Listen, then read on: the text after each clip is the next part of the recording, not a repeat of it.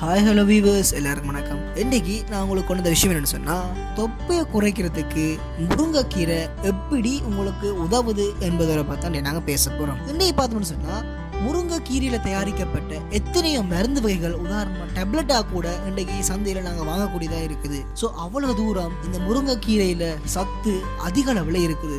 So இந்த முருங்கைக்கீரையை பயன்படுத்துறதால எங்களுக்கு என்னென்ன நன்மை ஏற்படுதுன்னு சொன்னா, உதாரணம் பார்த்தோம்னா பிபி பேஷன்ஸ், அதோட சுகர் பேஷன்ஸ், கொலஸ்ட்ரால் பேஷன்ஸ், இவங்களுக்கு முக்கியமா இந்த நோய் நிவாரணியா இருக்குது. அதுலயும் பார்த்தோம்னு சொன்னா, சுகர் பேஷன்ஸுக்கு ட்ரைபோஃப்ளாவின் என்ற பதார்த்தம் இந்த முருங்கைக்கீரையில இருக்கிறதால சுகர் பேஷன்ஸுக்கு மிகவும் ஒரு ஹெல்ப்ஃபுல்லான ஒன்றா இருக்குது. அடுத்து பார்த்தோம்னா, செரிமான பிரச்சனையை நீக்கிறதுக்கும் இந்த முருங்கைக்கீரை எங்களுக்கு உதவுது. அது மட்டும் இல்லாம கால்சியத்தின் அளவு இந்த முருங்கைக்கீரையில அதிக அளவு இருக்கிறதோட தைராய்டு பிரச்சனை இருக்கிறவங்களுக்கு கூட இது ஒரு ஹெல்ப்ஃபுல்லான ஒன்றா தான் இருக்குது. ஸோ இந்த கொழுப்பை எரிக்கிறதுக்கு முக்கியமா பயன்படுத்தப்படுற இந்த முருங்கைக்கீரையை எப்படி நாங்க இலகு வழியில பயன்படுத்தலாம் இன்னைக்கு நாங்க பார்க்க போறோம். இப்படி அதிக அளவு சத்துள்ள இந்த முருங்கைக்கீரையை எப்படி நாங்க பயன்படுத்தணும்னு சொன்னா, ஒரு கைப்பிடி முருங்கைக்கீரை எடுத்து நல்லா கழுவுங்க. கழுவின அப்புறம் ஒரு பாத்திரத்துக்கு 1/2 லிட்டர் தண்ணி எடுத்து அதுக்குள்ள இந்த முருங்கைக்கீரையை போட்டு 10 நிமிஷம் கொதிக்க வைங்க. கொதிக்க வச்ச அப்புறம் அதுல வாரத 2 பகுதியா பிரிச்சு வைங்க.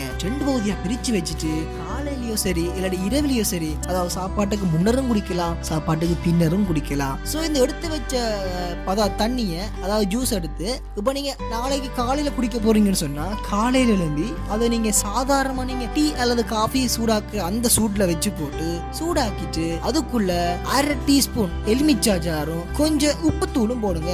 உப்புத்தூளும் போட்ட அப்புறம் அதை நீங்க நல்லா கலக்கிட்டு குடியுங்க. இது குடிச்சீங்கன்னு சொன்னா உங்களோட செமைப்பாட்டு பிரச்சனை இருக்காது. அதோட உங்களுக்கு பசிக்கிற தன்மையும் குறைவு. ஏண்டா இதுல அதிக அளவான ஊட்டச்சத்துக்கள் இருக்குது. அது மட்டும் இல்லாம நீங்க சாதாரணமா பயன்படுத்துற காய்கறிகளை விட இந்த முருங்கைக்கீரையில அதிக அளவான சத்து இருக்கிறதா எங்க டாக்டர் சொல்லி வராங்க.